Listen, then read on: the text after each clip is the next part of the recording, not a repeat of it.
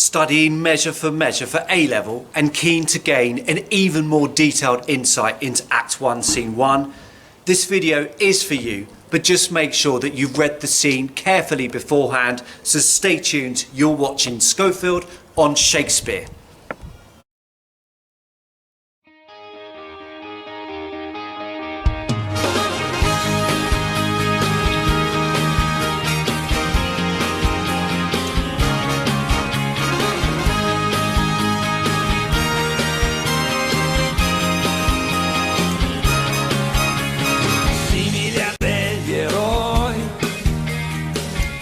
Il cuore a strisce, portaci dove vuoi.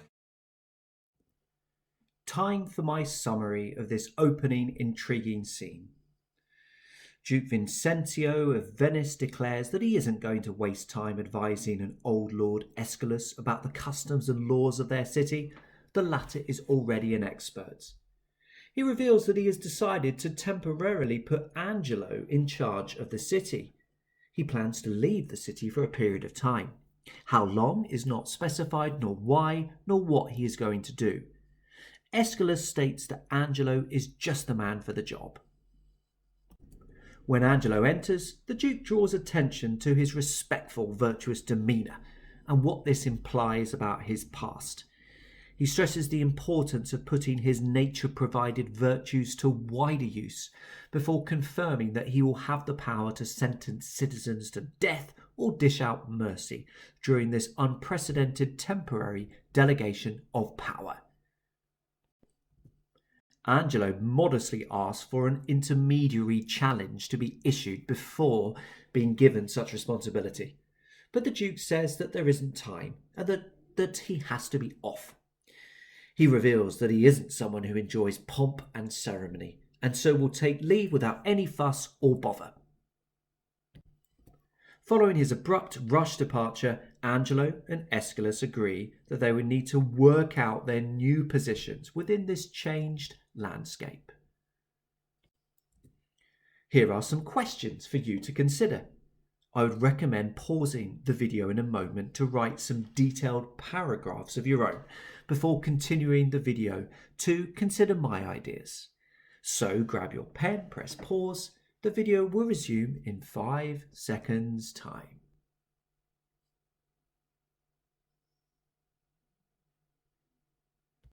Question 1. What impression do we get of Duke Vincentio in this scene? Include quotations and exploration of language within your response. What really strikes me about Duke Vincentio is how much of a rush he appears to be in. According to him, Aeschylus already has so much knowledge about the way the city is run that there is nothing further he can add. Indeed, Aeschylus actually knows more than him, hence the verb exceeds. He does give further details about the areas in which Aeschylus possesses such expert knowledge. What the people are like, the political ways of working, and the legal framework. But it is clear that the Duke wants to get on with things, hence dramatic short sentences such as "No more evasion," "My haste may not admit it," and "I'll privily away," with privily meaning secretly, not openly or publicly. What's more interesting is why the Duke appears to be in such a tearing hurry. Is this just a device by Shakespeare to create a faster, more interesting dramatic pace to proceedings?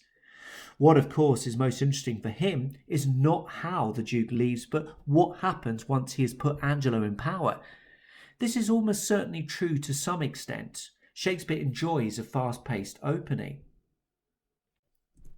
However, does this insistence on leaving as quickly as possible also begin to paint the Duke as a surprisingly shifty character? Surprising given his position at the top of society. Certainly something which is seen in his subsequent underhand dealings when disguised as a friar. David Thacker's 1994 TV interpretation gives an insight into why the Duke may want to get away so quickly. He is simply sickened by the ongoing, ever-present debauchery and depravity within the city. He is slumped in front of a multiscreen, which provides live footage of the decadence. Similarly, a 2016 Globe on Screen production shows characteristically cavorting drunken louts mingling with the groundlings, whilst the Duke sits stonily still on stage. So Duke Vincentio may appear to want to get the hell out of Vienna as quickly as possible, or at least step down from his position so that he can surreptitiously spy. But it is clear that his subordinates are reasonably in awe either of him, his power, or both. Aeschylus may genuinely feel that Angelo would make an excellent deputy in the Duke's absence, but wholehearted dripping affirmations generally smack of the desire to ingratiate. The implication here is clearly that it will not be possible to replicate the Duke's ability to impart spiritual enrichment or reverence, but if it was possible, then Angelo would be your man. Angelo is similarly gushing. Note his adverb always, whilst the main clause gives the impression of a lapdog ready to fetch a stick, jump up in the air, or degrade himself with any menial task, just to show his loyalty to the Great One. Of course, the Duke is about to entrust him with an extremely important task, to take temporary control of Vienna. But that doesn't change the fact that Angelo's language and demeanour indicate that he may be prepared to debase himself in any way to please his superior. So this Duke, or the Duke's power, has the ability to intimidate others, to unleash fawning. Yet ironically, if we take the man at his own word, he doesn't enjoy wider, more rapturous appreciations of his power and position. He doesn't like to be viewed as a spectacle in his own right, or to be subjected to thunderous clapping and energetic cries of acclamation. Many critics have suggested that Shakespeare was aiming to draw flattering links between the Duke and the new monarch, King James I, through his presentation of the former's aversion to unruly crowds.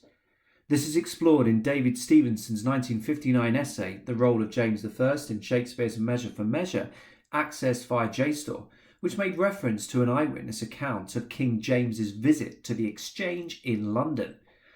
Summarising Gilbert Dugdale's 1604 pamphlet, The Time Triumphant, he writes, "This pamphlet contains an extended and dramatic account of James's spontaneous outburst against what he considered the unruly English mob's failure to keep its distance from his person and proper decorum in his presence, in a sudden appearance which he made in the London streets prior to his coronation." Such a comparison would confirm that audiences are intended to respect the Duke's disdain for boisterous, rowdy, hero worshipping on his streets. The Duke himself gives an insight into his feelings when he goes on to declare, "Nor do I think the man of safe discretion that does affect it." In this context, affect means to aim at, aspire for. The Duke is saying that those who hanker for loud applause, adulation, are likely to be untrustworthy in terms of their ability to make appropriate judgments. They're likely to be less morally measured. So, in spite of his curious running off, the Duke comes across as someone with principled views on authority. It shouldn't be just about the ego, but about using your own qualities to aid others. Hence his declaration earlier to Angelo that nature may pass on some of her good qualities to lucky human beings, but she expects them to be subsequently reissued to others. So in many ways, our opening introduction to Duke Vincentio produces more questions than answers. Why does this apparently deep-thinking, serious ruler want to get away so quickly? What does he want to do? This is a man who seems to be loved and respected by those around him. Yet, as we will find out in Act 1, Scene 2, he is presiding over a city which is out of control. Time for question 2. In Act 1, Scene 1 of King Lear, a ruler also passes on his power to others. Read this scene and compare and contrast the way King Lear and the Duke give up their power, their reasons for doing so, and the reaction of others. Let's start with a brief summary of Act 1, Scene 1 of King Lear. Following a bawdy private exchange between two noblemen, we switch to the royal courts, where King Lear ceremoniously reveals that he is planning to abdicate and will split his kingdom between his 3 daughters. But first, the daughters must publicly declare their love for him within a sickening contest. Those who love him the most will supposedly get the most. The 2 eldest daughters play ball, but the youngest, Cordelia, refuses to take part in such a ridiculous stunt, resulting in her being dramatically cut off. Lear goes berserk and exiles a loyal follower who dares to question his sanity. In the latter parts of the scene, he tries to discourage 2 noble suitors from marrying Cordelia, but is unsuccessful. The King of France is rather impressed by what he sees as her principled stance. The scene ends with Lear's 2 eldest daughters questioning their father's poor judgment and increasingly erratic behaviour. Let's get straight to the comparison, and a number of points spring to mind. Whereas King Lear loves the public spectacle, declaring his plan in front of the entire court, with the royal we proudly evident, and abrupt imperatives such as no, the Duke in Measure for Measure keeps his words to a minimum and addresses individual lords rather than a collective mass. You sense that this Duke would be suspicious of Lear's motives for such a showy exit, and indeed he would be right to be so. Another difference is that Lear is dividing his kingdom up. The initial plan was for thirds, which was subsequently changed to halves. In contrast, the Duke is putting Angelo in overall charge, although he does give Aeschylus some secondary responsibilities, which are not made completely clear. King Lear foolishly wants the best of both worlds. He no longer wants the hassle and work of being king, but he still wants to be treated exactly like one. This, of course, is an impossibility, and his demand of 100 knights in particular causes him significant difficulties. What daughter would want to put up with not only a demanding old tyrant of a father, but 100 drunken, cavorting followers as well? In Measure for Measure, the Duke is off and leaves Angelo in complete charge. That said, his departure is only temporary, and he will be able to return whenever he sees fit. And what about the reaction to the respective rulers' decisions to step down? Well, in private, the 2 daughters who have benefited the most from the change are frank. Both refer to the negative effects of the king's old age. The elder, Goneril, criticises her father's poor judgment, whilst the middle daughter, Regan, is perhaps even more scathing, suggesting that he doesn't even know what kind of a person he is.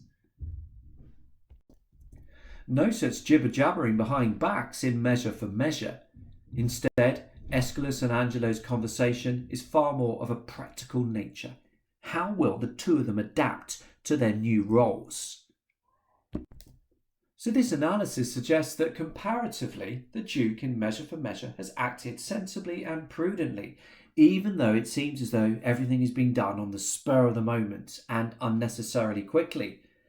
He is choosing just one person to be in overall charge, and thus reducing the risk of infighting between factions. He is apparently disappearing completely, and so isn't putting himself in the insidious position of being dependent on those whom he has previously ordered around mercilessly. And his avoidance of unnecessary ceremony may imply that he has not been swayed by cravings for ego-confirming attention. The comparison between the 2 plays may suggest that the Duke in Measure for Measure is ensuring that he can retain his power, even though he is apparently giving it up. His subsequent transformation into unscrupulous undercover friar ironically gains him even more power than he held as public leader. What a splendid first scene. This has been a Schofield on Shakespeare production, imploring you to think a little bit more carefully about Act 1, Scene 1 of Shakespeare's Measure for Measure. Many thanks for watching.